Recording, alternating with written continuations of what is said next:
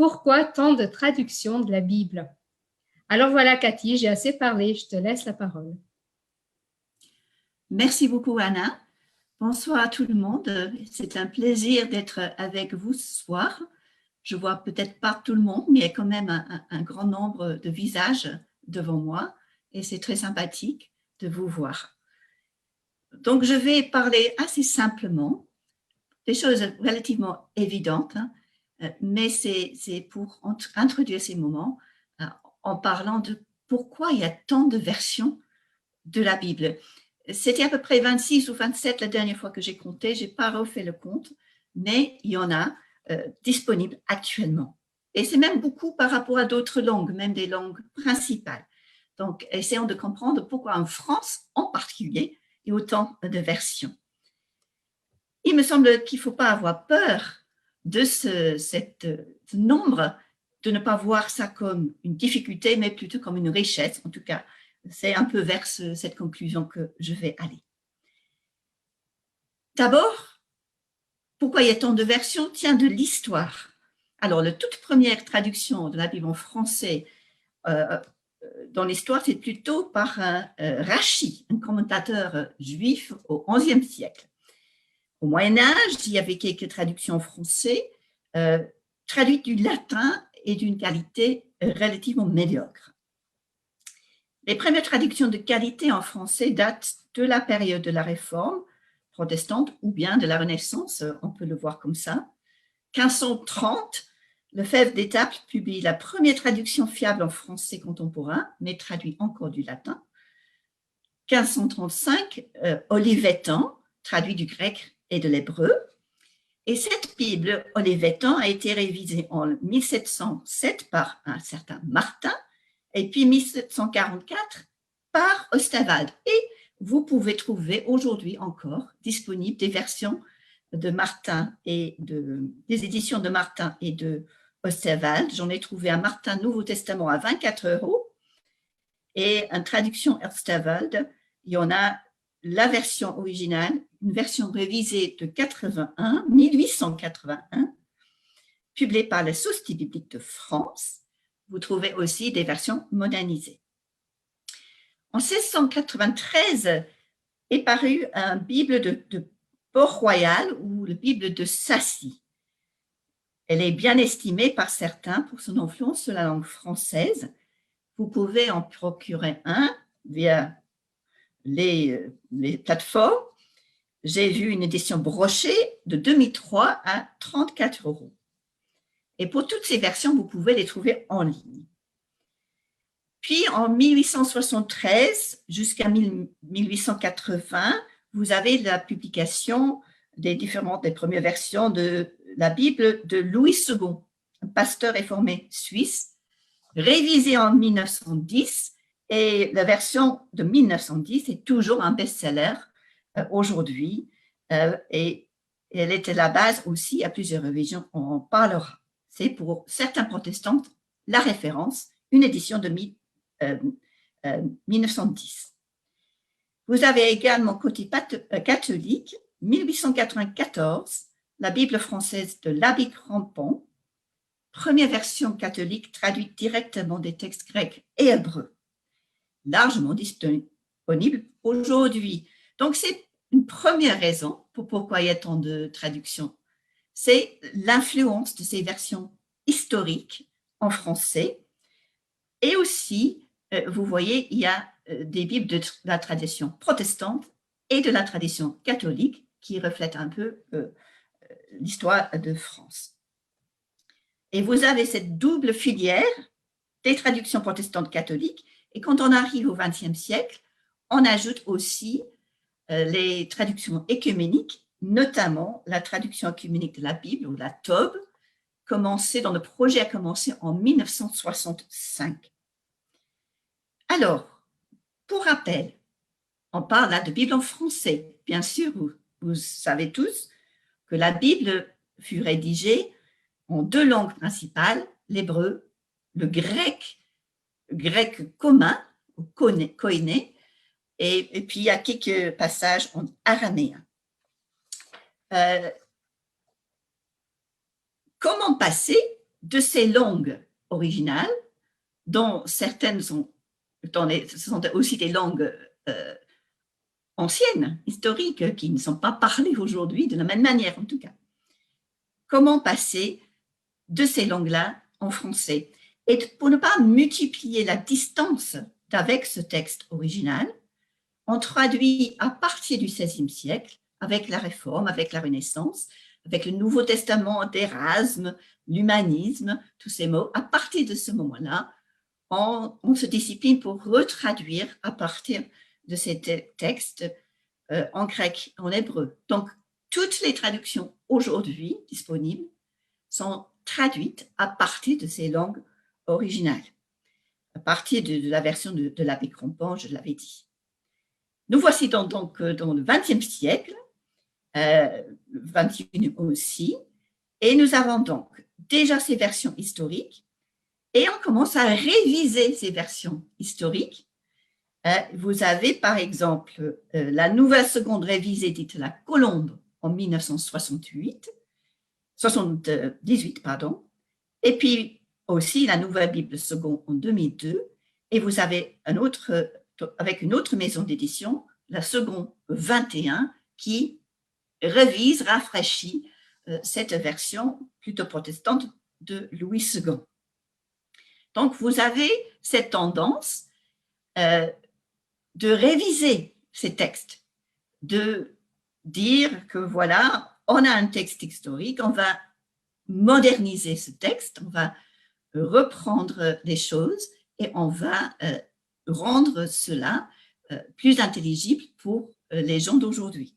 Mais ce que vous avez, c'est que ces versions historiques sont parfois très aimées par les gens et les versions continuent, les anciennes versions historiques continuent à être publiées au même temps que les révisions plus modernes. C'est tout à fait vrai. Pour la Bible seconde, vous avez les gens qui lisent le 1910, les gens qui préfèrent le 1978 et d'autres, le 2002, la source un peu est la même. Alors, ça, on peut comprendre, réviser des versions historiques, mais au XXe siècle, on a vu naître des toutes nouvelles traductions. Pourquoi est-ce qu'on a ajouté au XXe siècle à ce qu'on avait déjà? Vous avez des grandes versions, par exemple, la Bible en français courant, la Bible Parole de vie de l'Alliance biblique française, donc, la traduction œcuménique de la Bible, et puis côté catholique, vous avez la Bible de Jérusalem, et puis plus récemment, la traduction officielle liturgique. Et aussi la Bible du Semeur, côté évangélique. C'était des traductions nouvelles, qui n'étaient pas rattachées à une racine historique. Pourquoi faire ces nouvelles traductions? Je vais donner 6 raisons.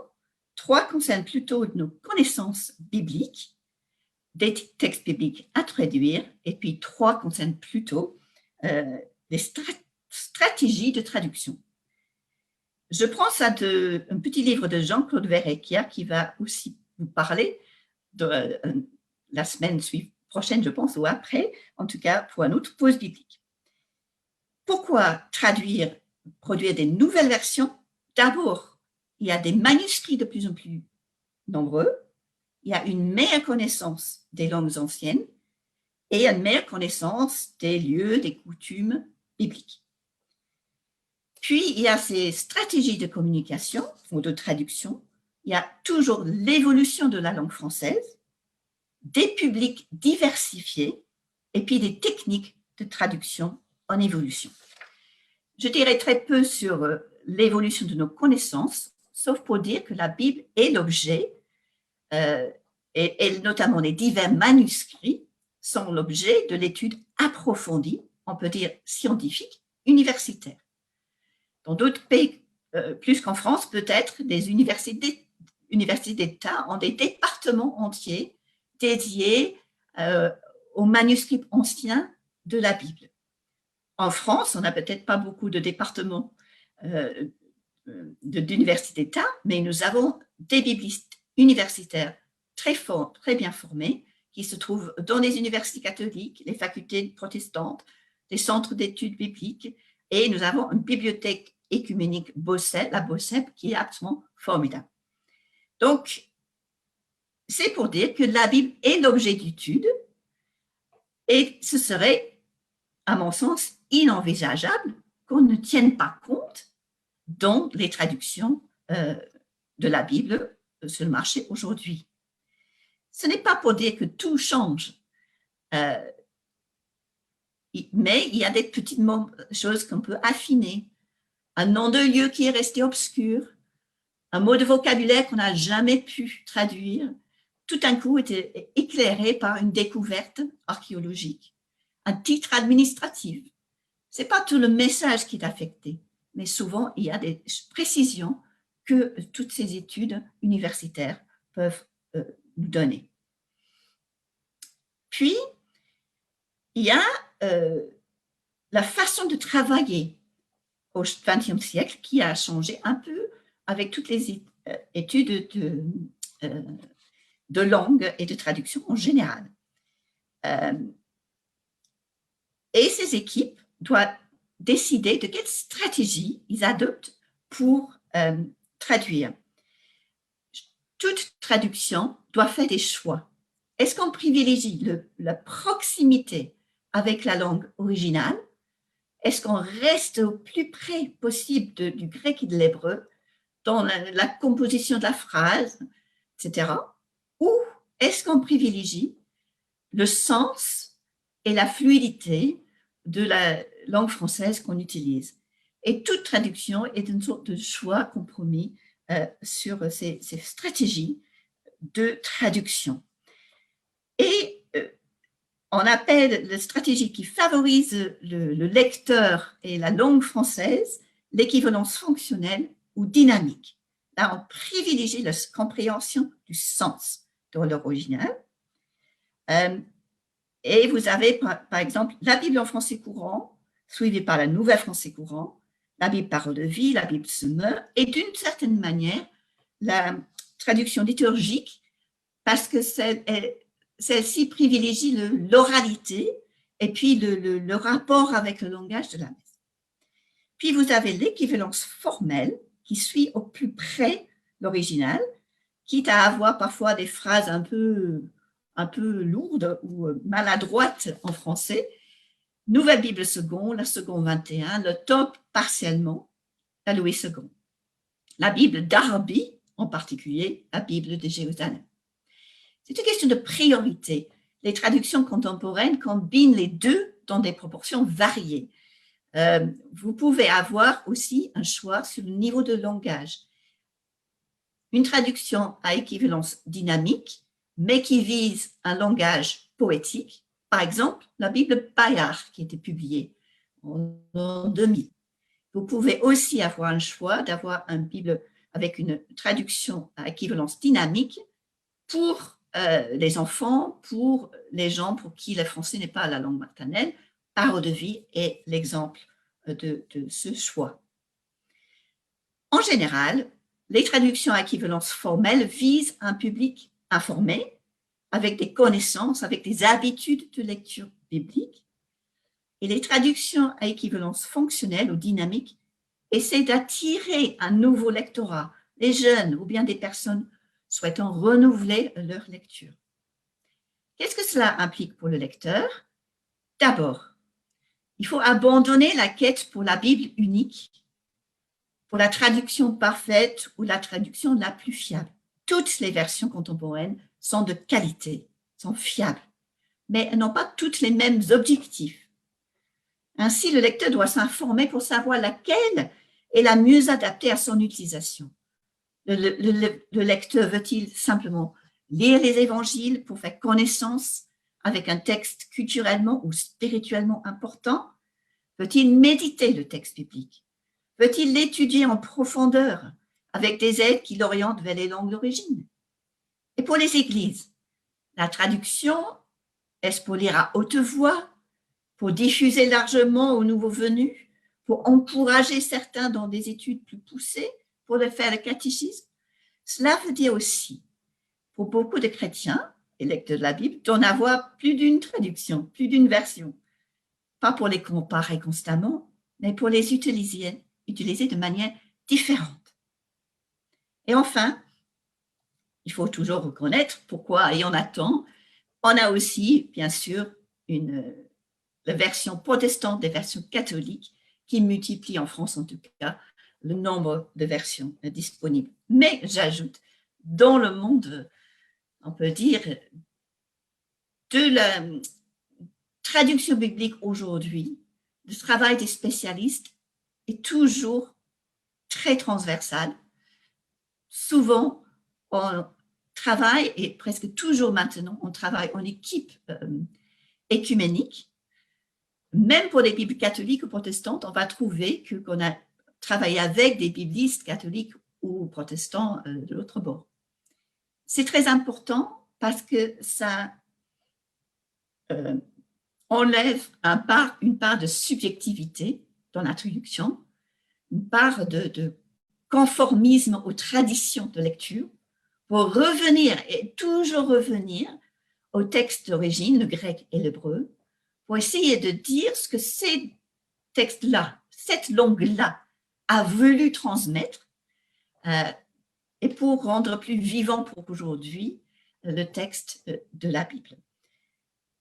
Je pense donc que la stratégie que l'on a aujourd'hui d'avoir une multiplicité de versions n'est pas du tout un problème, mais plutôt une richesse et que ça relativise un peu cette idée de chercher la Bible idéale. Il n'y en a pas, ça dépend pourquoi vous voulez la lire, pourquoi vous voulez faire lire par d'autres. Voilà un peu ce que j'aimerais dire sur cette question et je peux recevoir quelques questions qu'il y en a, sinon je vais inventer quelques questions que vous pourriez avoir, mais est-ce qu'il y a déjà des questions qui sont venues pour Sarah? Je peux commencer à le prendre et puis sinon je vais revenir sur certaines questions que vous pourriez avoir. Sarah, est-ce qu'il y a des questions déjà? Oui, peut-être juste une première question qui serait quelle Bible on peut offrir à quelqu'un qui débute dans la lecture de la Bible? Alors, je pense qu'il y a deux catégories de gens qui débutent. Il y a des gens qui débutent qui sont jeunes et qui n'ont jamais lu. Il y a des gens qui ont un certain âge, qui ont une grande culture déjà, mais simplement dont la Bible n'ont pas forcément les outils pour entrer dedans. Donc, il y a, ça c'est une autre question que j'ai un peu laissée de côté. Dans les éditions, il y a aussi la quantité de notes que vous voulez avoir. Et il y a certaines Bibles qui guident plus que d'autres le lecteur, qui donnent vraiment des aides. Il y a la Bible expliquée, par exemple, qui est très populaire, qui aide le lecteur à avoir quelques orientations avec l'historique culturel. Des Bibles avec des introductions qui résument un peu le message de chaque livre biblique et son importance aujourd'hui. Donc, bien sûr, parce que j'y travaille, je vais dire Nouvel Français Courant est une très bonne traduction pour offrir. Ça se lit très bien et il y a des introductions qui supposent que les gens n'ont pas forcément beaucoup de culture, mais ils ont peut-être de la culture. Alors, est-ce qu'il y a d'autres questions qui sont remontées? Oui, j'ai une deuxième question de quelqu'un qui souhaiterait approfondir l'étude de la Bible et demande quelle serait la version la plus adaptée pour une étude la plus précise du sens original. Oui. Alors, en ce cas-là, je pense que c'est plutôt les traductions dites fonctionnelles, même si ils essaient quand même de s'exprimer bien en français. La Nouvelle Bible seconde, je vous raconte, quand je donnais des leçons de grec et je n'avais pas fait assez de préparation, j'avais toujours la Nouvelle Bible seconde sur les genoux parce que elle collait très très bien avec le texte grec. Donc je parle du grec là, je la connais moins pour l'hébreu, mais elle était toujours dans une traduction très, très précise du grec. Il y a un outil qui est un peu vieux maintenant, c'est la Bible Darby, qui est très, très proche des langues originales, mais très difficile à lire. Il y a aussi la Tobe, mais la Tobe est très variée. Il y a des choses, des livres de la Tobe qui sont traduits de manière très collée au texte d'origine, d'autres un peu moins. Il y a aussi la Bible de Jérusalem, qui est très bien en termes de sa recherche et l'expression de la traduction fiable de la langue grecque et hébreu. Alors, une autre question. Si les équipes de traduction sont œcuméniques, quelle différence y a-t-il entre les Bibles catholiques et les Bibles protestantes? Ah oui, alors la différence tient du canon. Alors ça peut être un peu long à expliquer, mais en gros, c'est l'inclusion ou non d'un certain nombre de livres. D'où viennent ce livre? Ces livres viennent de la traduction, il faut bien accrocher, la traduction grecque ancienne de l'Ancien Testament, qui date à peu près, fait court, 2 siècles avant Jésus-Christ, qui court un peu après, vers le temps de sa naissance, mais qui donc inclut un certain nombre de livres, soit rédigés en premier ou traduits en grec. Et ces livres, comme vous connaissez peut-être, Tobit, Judith, les Maccabées, c'est des livres qui se trouvaient dans cette traduction grecque de la Bible hébraïque, mais il y avait ces livres aussi qui étaient ajoutés. C'était la Bible sans doute que les chrétiens du 1er siècle connaissaient bien parce que c'était en grec. Souvent, les citations dans le Nouveau Testament aussi proviennent de cette version grecque, mais le canon hébraïque, donc la Bible des Juifs, on peut dire, de l'Ancien Testament, n'inclut pas ces livres.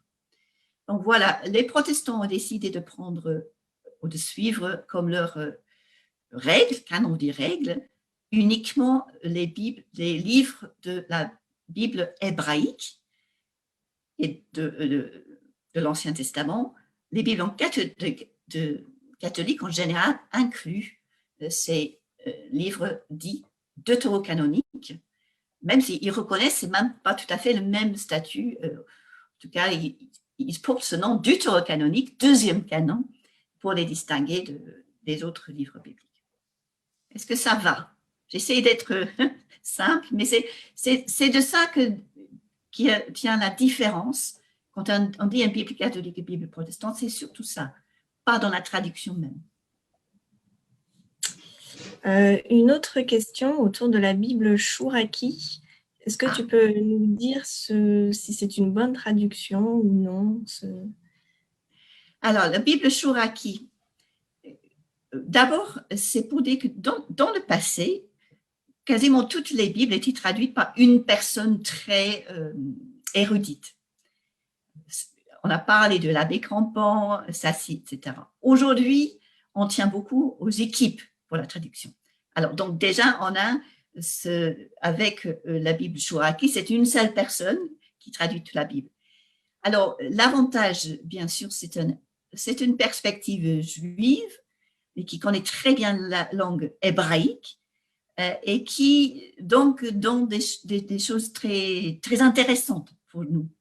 Moi, je dirais que, par contre, il faut peut-être pas choisir ça comme sa seule Bible, parce que parfois, il y a des choses assez étonnantes.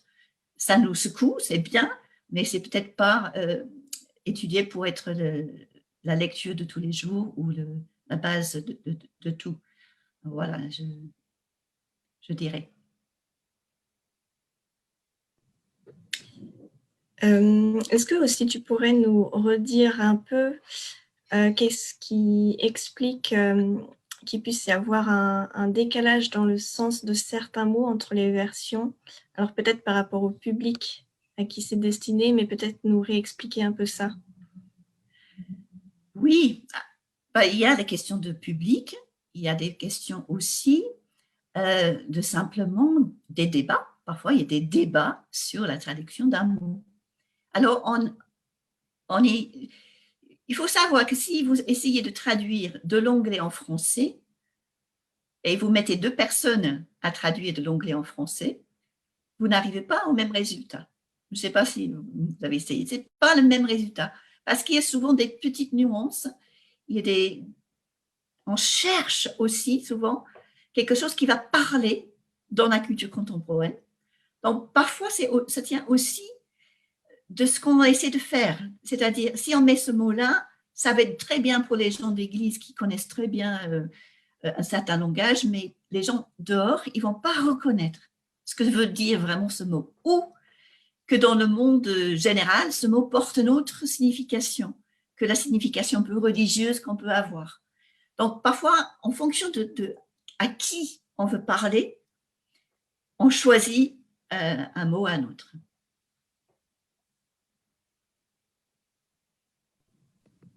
Alors, j'ai perdu Sarah. Elle n'arrête pas de bouger mon écran. Oui. Merci beaucoup pour ce temps de questions et de réponses. Je relaisse la main à Anna pour le mot de fin. Est-ce que je peux me permettre d'intervenir? Il y a une personne qui voudrait poser une question, qui est Monsieur Laberge. Donc, Monsieur Laberge, je vais activer votre micro. Hop, je vous envoie la demande. Voilà. Bon, alors, qu'est-ce que vous pensez, qu'est-ce que vous dites au sujet de ce qu'on dit beaucoup, que même les premiers textes, qu'ils soient en hébreu, en araméen ou en grec, sont déjà des interprétations, puisque les apôtres n'avaient rien sur eux pour prendre des notes lorsque, si je prends par exemple les évangiles, pour prendre des notes lorsque Jésus a parlé, ils ont déjà interprété 30, 40, 50 ans plus tard leur témoignage, le témoignage qu'ils ont eu de Jésus. Alors, ça permet une ouverture beaucoup plus grande à différentes interprétations, puisque eux-mêmes, ils étaient 4 évangélistes, dont 2 étaient témoins de la vie de Jésus. On parle de Matthieu et Jean, et ils n'ont pas interprété les faits de la même manière. Oui, je dirais tout simplement que c'est une des grandes richesses de la Bible. C'est vrai ce que vous avez dit, et que c'est quelque chose qui est très intéressant de rentrer dans chaque évangile, de voir le fil conducteur théologique, parce que ce sont des compositions théologiques par des récits journalistiques. Et ça, on a du mal avec ça parce qu'on est un peu dans un temps journalistique et il faut admettre que les évangiles ne sont pas écrits comme de façon journalistique, mais dans un projet théologique. Donc oui, et ça nous amène dans tout un tas de choses intéressantes, mais je pense que c'est pour une autre fois. Merci de la remarque. Eh bien, merci beaucoup Cathy pour vraiment ce riche partage, pour avoir essayé de répondre comme ça sur le vif aux questions qui t'étaient posées. Nous vous remercions tous pour votre présence et votre participation. Nous vous avons sentis attentifs et c'était très prometteur. Voilà, nous allons mettre un terme à notre première pause biblique en espérant que vous avez vraiment passé un moment agréable, édifiant aussi, instructif. Eh bien, l'Alliance biblique française vous donne rendez-vous jeudi prochain pour notre deuxième pause biblique. Notre invité sera, comme l'a dit Cathy, Jean-Claude Verrecchia, spécialiste du Nouveau Testament et de littérature du Second Temple. Il va nous parler d'un titre là aussi plein de promesses, Au commencement, la parole. En effet, la parole, avant d'être écrite avec des lettres et des sigles couchés sur une feuille de papier, eh bien, c'était une parole dite, une parole sonore. Et donc, il va nous interpeller là-dessus. Je vous remercie beaucoup pour ce bon moment. Prenez bien soin de vous et à la semaine prochaine. Merci.